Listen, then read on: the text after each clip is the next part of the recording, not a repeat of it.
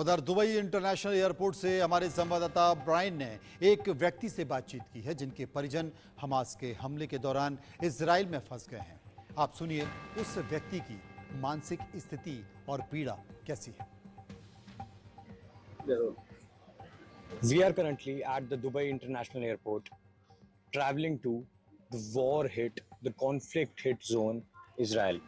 Well, I must tell you that the flight which we are traveling by is full of people who live in Israel. And of course, as we have been seeing the reports and we have been, reporting this story, when the Hamas fired thousands of rockets to Israel, which pierced the sky, the people of Israel actually woke up to despair. I have with me a person from Tel Aviv who lives in Israel. So, sir, first of all, thanks a lot for speaking to us. Thank you very much. Yeah. So, sir, just the first question.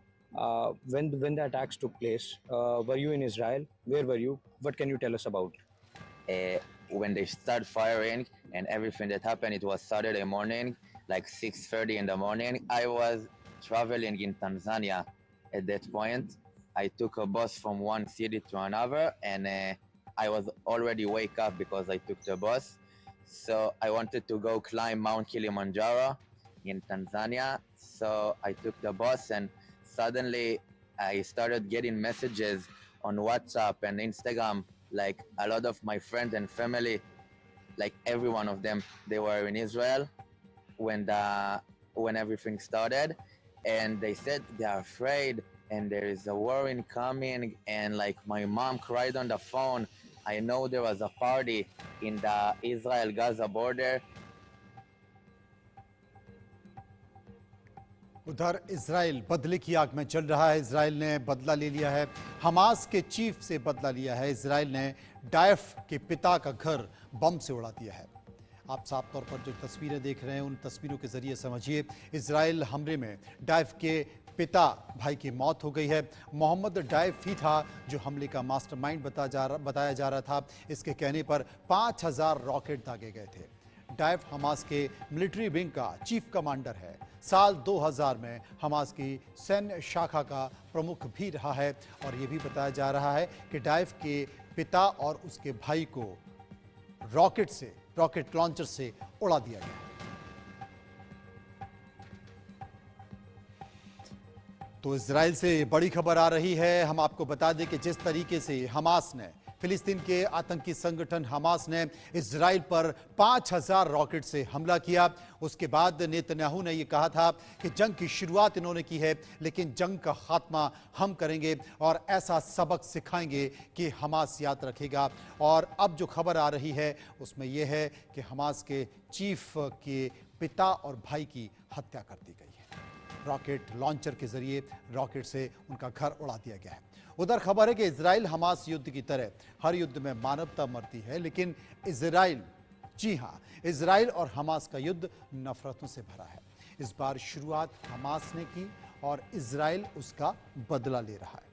Hamas मानवता के लिए इतना बड़ा खतरा है कि पहले से आगे बढ़कर पहले हमला करता है, फिर धमकी देता है। अगर हमला किया तो बंधक बनाए लोगों को वो कत्ल करेगा, ऐसा उसका बयान भी आया था। ये इजरायली बच्चों को बंधक बना रहा है, गला रेत कर उनकी हत्या कर रहा है। जर्मन नागरिक शॉनी लॉक को नंगा करके उसकी परेड भी कराई गई है। कितने नाम हैं जो सामने आ रहे हैं। कुल मिलाकर यह कहा जा रहा है कि फिलिस्तीनियों के साथ दरअसल हमास ने ही मुश्किल बढ़ा दी है, लेकिन देश के भीतर भी उसको लेकर सियासी बाजार गर्म है। पहले दिल्ली में हुई CWC की बैठक में प्रस्ताव पारित कर कांग्रेस ने फिलिस्तीन का समर्थन तो किया लेकिन हमास पर कुछ नहीं बोला। लेकिन अब कांग्रेस के नेताओं के तौर पर सफाई भी आई है, वो हमास के हमले की निंदा कर रहे हैं। इंडिया गठबंधन के कुछ नेता भी कांग्रेस की भाषा का इस्तेमाल कर रहे हैं, तो कुछ तत्कालिक स्थिति के लिए हमास को जिम्मेदार भी मान रहे हैं। उधर AIMIM को निंदा की बात, जो हिंसा की बात है उसकी निंदा कर रहा है, लेकिन वो दीर्घकालिक इस घटना के लिए इजराइल को ही जिम्मेदार ठहरा रहा है। लेकिन मौजूदा स्थिति में वो चुप है। लंबे समय से इस बात को लेकर बहस होती रही है कि आखिर इजराइल ने क्या फिलिस्तीन की जमीन पर कब्जा कर रखा है? फिलिस्तीन लंबे समय से यूएन में इस बात को उठाता रहा है और यूएन में भी ये कई बार उठ चुकी है कि इजराइल को फिलिस्तीन की जो जमीन पर कब्जा है उसे खाली करना चाहिए, लेकिन दशक हो गए, कोई फैसला नहीं हुआ। और आज जो तस्वीरें हमारे सामने आई हैं वो इसी बात की तस्दीक भी करती हैं। युद्ध में कोई देश भले ही जीते, किसी भी जिद भले ही पूरी तरह से हो, लेकिन नफरत की आग में तमाम लोग जलते हैं और शिकार होते हैं। लेकिन परेशानी और स्थिति मानवता की होती है। विदेश मामलों के जानकर कमर आगा को सुनते हैं, वो इस युद्ध को लेकर क्या कह रहे हैं। ये नंबर हैं, ये तो बढ़ते चले जा रहे हैं। ये इजराइल के अंदर इतने लोग मारे गए, फिर गाज़ा के अंदर जिस प्रकार से अटैक हो रहा है उसमें बहुत लोग मर रहे हैं। कई सौ बड़ी बिल्डिंगें ध्वस्त कर दी गई हैं, उसमें कितने लोग दबे हुए हैं, कितने मर रहे हैं उसका पता नहीं है अभी। मेरा ख्याल है सबका बहुत समय लगेगा पता चलते हुए। दुखद बात है, अफसोस की बात है कि एक तरफ तो इजरायली 800-900 कितने लोग उनके मरे, फिर अब ये इतने ज़्यादा मर रहे हैं, इसमें ज़्यादातर सिविलियन है, तो ये सभी के लिए चिंता की बात है।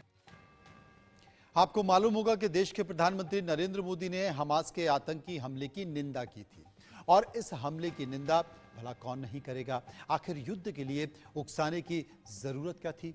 फिलिस्तीन का मुद्दा काफी पुराना है। दोनों देशों की विदेश नीतियां समय के साथ बदलती रहती हैं, लेकिन जब देश कोई स्टैंड ले रहा है तो सभी पार्टियों की नैतिक जिम्मेदारी बनती है कि वो देश के साथ रहे। लेकिन भारत के अंदर सियासी पार्टियों के अलग अलग राग हैं।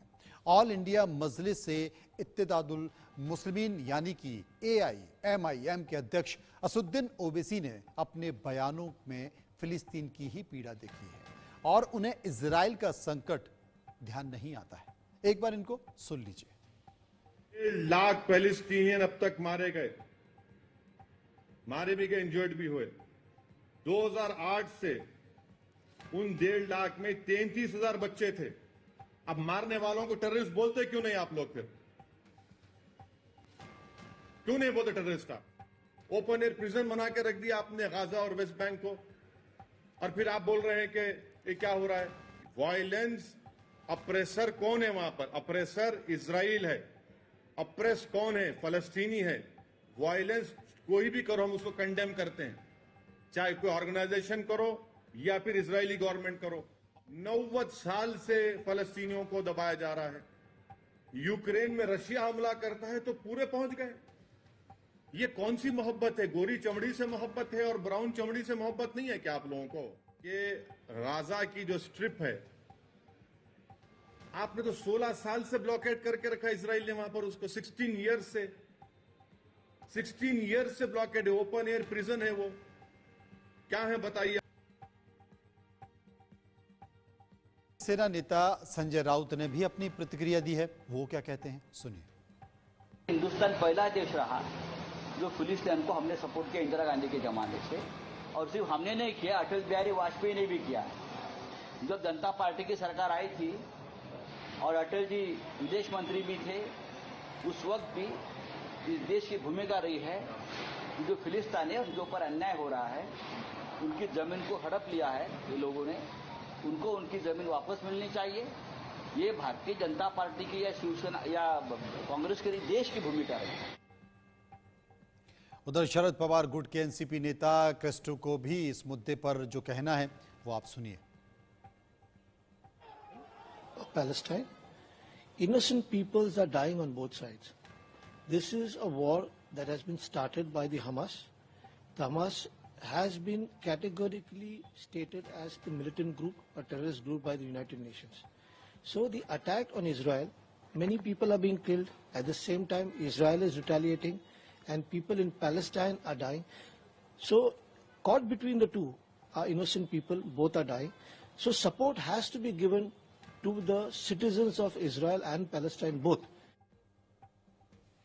कांग्रेस के नेता शशि थरूर ने भी हमास के हमले की निंदा की है, सुनिए। Well, look, first of all, the entire situation has been provoked by the surprise attack by Hamas.